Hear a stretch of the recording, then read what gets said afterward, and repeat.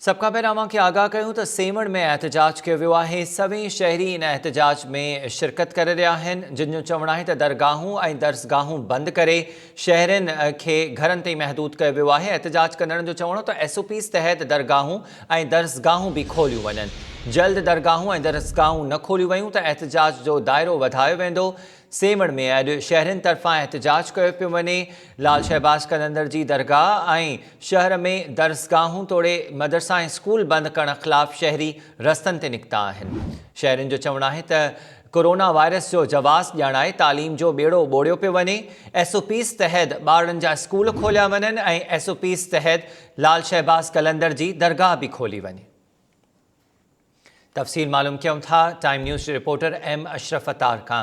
M Ashraf, आगाह कजो, corona जी ॿी लहर दौरान केसिस वधनि पिया, तंहिं करे स्कूल ऐं दरगाह बि बंदि कई वई आहे, पर शहरी अॼु एहतजाज करण लाइ ॿाहिरि निकिता आहिनि। जी बिल्कुलु हमीर, सेवण जदोजहद कमेटी के सॾ ते कलंदर जे क़दीम अलमपा खां दरगाहूं ऐं दर्सगाहूं बंदि हुजण ख़िलाफ़ वॾे अंग में शहरियुनि, दुकानदारनि, सियासी समाजी धुरियुनि पारां प्रेस क्लब सेवण ताईं एहतजाजी मुज़ाहिरो करे सख़्त नारेबाज़ी कई वई।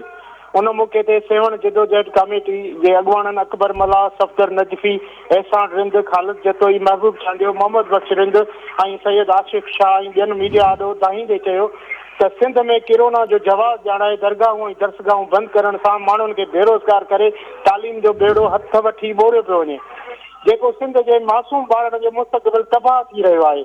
उन सां गॾु दरगाह कलंदर जी मज़ार खे बंदि करे सेवण जे हज़ारे ख़ानदान खे बुखूं काटण ते मजबूर कयो पियो वञे, जंहिंमें मुख़्तलिफ़ कारोबारी माण्हू ऐं रेढ़ा मज़दूर रेस्ट हाउस ते कमु कंदड़ पोरियत ज़ाइरीन जी आमद न थियण करे बेरोज़गार बणिजी विया आहिनि।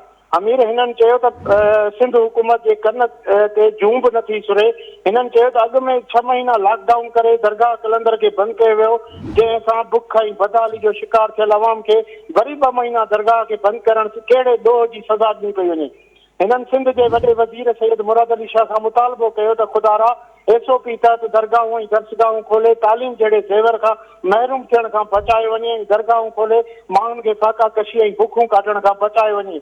हिननि चिताव ॾिनो त असांजा मुतालबा मंज़ूर न कया विया त एहतजाज जे दायरे खे वसी कयो वेंदो। जी अमीर, महिरबानी अपडेट करण जे लाइ। शहरनि जो इहो चवणु आहे त SOPs तहत स्कूल ऐं दरगाह खोली वञे सेवण में, पर शहरी हिन वक़्तु वॾे तादाद में बिना के मास्क ऐं बिना SOPs जे एहतजाज कनि पिया।